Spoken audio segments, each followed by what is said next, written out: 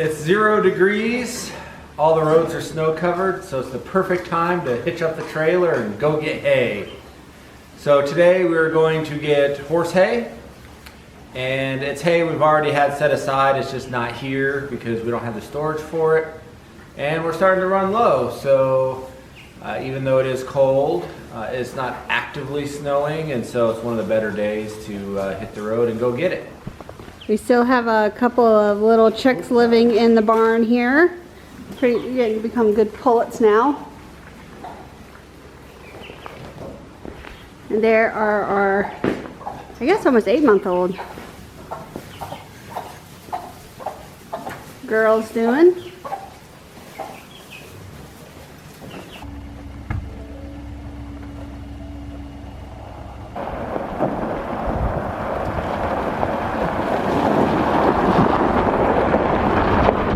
A few nights ago we had a pretty good wind, and our driveway, it's long, but it's not too bad to maintain. Usually you just use a back blade, but this hill up here had drifted all the way shut, and I ended up having to use the bucket on the front end loader to basically dig this hill out one scoop at a time right up here around this corner.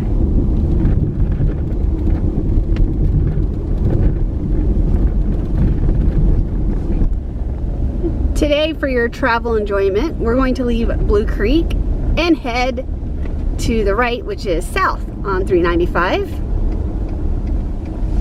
This is going to take us to the little town of Chewelah, and we're going to go from there across the mountains, and then we'll head, is it a little north? It's pretty much straight east. Oh, okay, straight east, I guess. This is what 395 looks like right now. Pretty good. Nice and sunny today. It's a nice view just looking down the valley there. Get ready to come into Chewelah. In front of us is Quartzsite Mountain. But first, we gotta swing in and get some petrol, fuel, gas, go juice. Let's see how much gas is today. He said it's 339.9. 339.9. Coming into Chewelah. There's the park where they have the farmers market. Oh, it's so sunny. Love it. Alright, now we turn east down Chewelah's Main Street. Let's see, we got the post office over here. Sporty's, that's a good place to eat. Oh, we got the Ace Hardware. That's our big local hardware there. Got a nice pretty church on the right here. And then in front of us is Quartzsite Mountain. This road is called Flowery Trail Road, and it's what cuts across this range.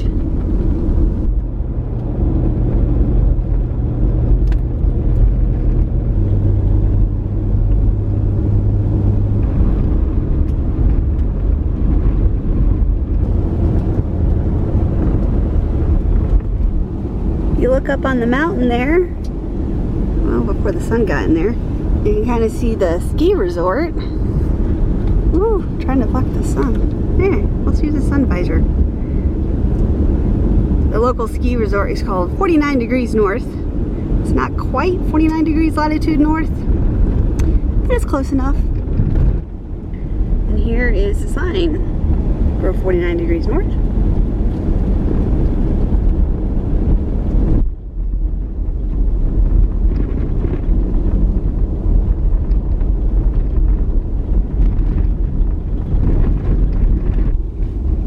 We're getting close now to the place we're going to pick up our hay from.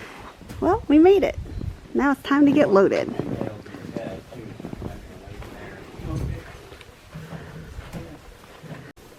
It's in good condition though. Yeah, I like the expander. All right, so just go left and then turn at the fire station, then go straight to the highway. All right, we got our hay. We're back on the road. Some of you may be wondering, why is it that you guys are always going to get hay? So I think two things. One, this is horse hay. So the horse hay is not certified organic. And when we bought the 2 horses in August to the farm, we had some hay from the previous owner. And then she had already contracted with the person who we got the hay from. So we got a load delivered to the farm, I think in October. And then we just wanted to pick up some now to get through to, I think, about February. And then we'll get some more, we'll have it delivered. But this was also a nice little time for us to get off the farm. Go for a drive. Go for a drive. And then the reason for getting hay for the cows, the alfalfa, and you know, in January we are going to go get more grass hay for the cows. Stay tuned for that. It's just because the weather this summer, I know if you've seen our other videos, if you're regular viewers, that the summer we had a severe drought. We had half the amount of rain that we normally get, and so about 1/3 the hay and 1/3 the grazing. So by the time we had put up some hay and we were in the dry period of the summer, we fed all that hay by the end of August to our cows. So we've been feeding all hay that we bought. And of course that's not a goal for us on our farm. We want to try to match our animals to our land so that we can graze and have our own hay.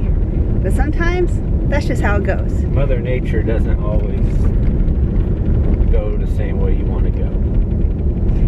Now, let's talk about our return trip. Are we going to go back over the mountains? Nope. And why not? Well, I mean, the roads aren't that good, and then combined with the grades, it's a little bit longer just to go around the mountains. And so that's what we're going to do, because we want to get home safely. So we'll just have a little bit more of a drive today, and that's fine. So here we go. All right, so we just turned south on, what road is this? State Highway 20. State Highway 20. As you can tell, the conditions are already a wee bit much better. So we'll head south, and then we'll cut across north of Deer Park, and then back to Chewelah.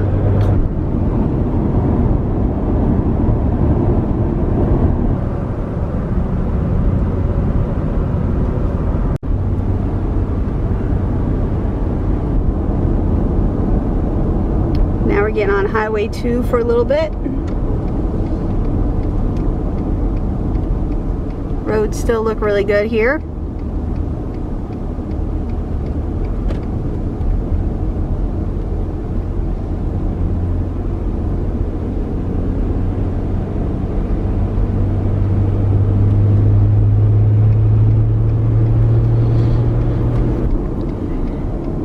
Now we're going to turn west to cut across over to Highway 395 so we can go back north. Headed north on 395.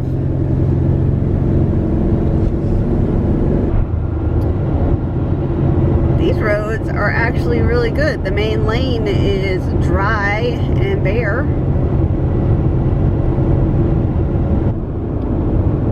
And here we are coming into the Colville Valley.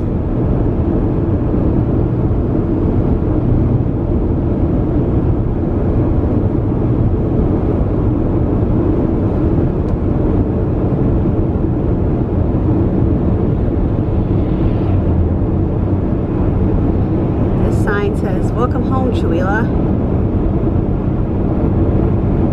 No punctuation.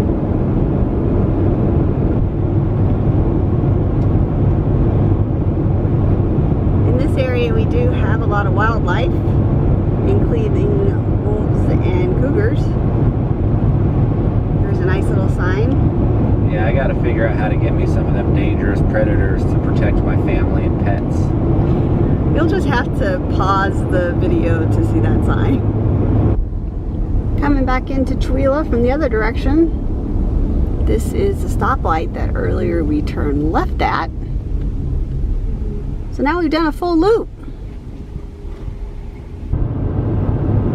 Headed north out of Chewelah. We'll be in Blue Creek soon. ready to turn into Blue Creek. The mountain in front of us is Riker Mountain that overlooks our farm.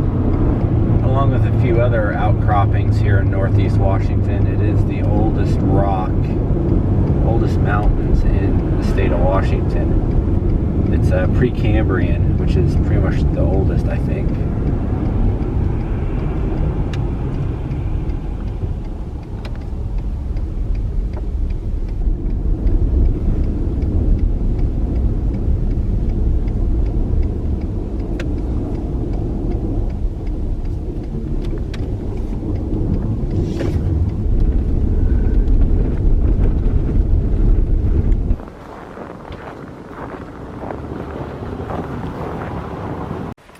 Alright, we got the hay here. Now we just have to unload it. Is this better? That's much better. Stacy's just fixing this pallet. And Casey said that we parked the truck just perfect for her.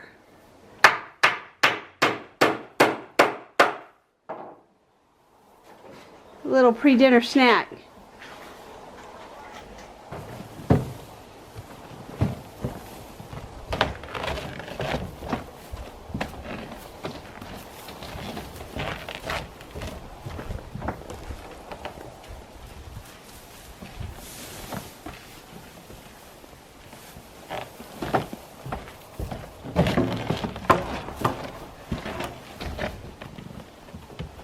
And there's the finished stacking job.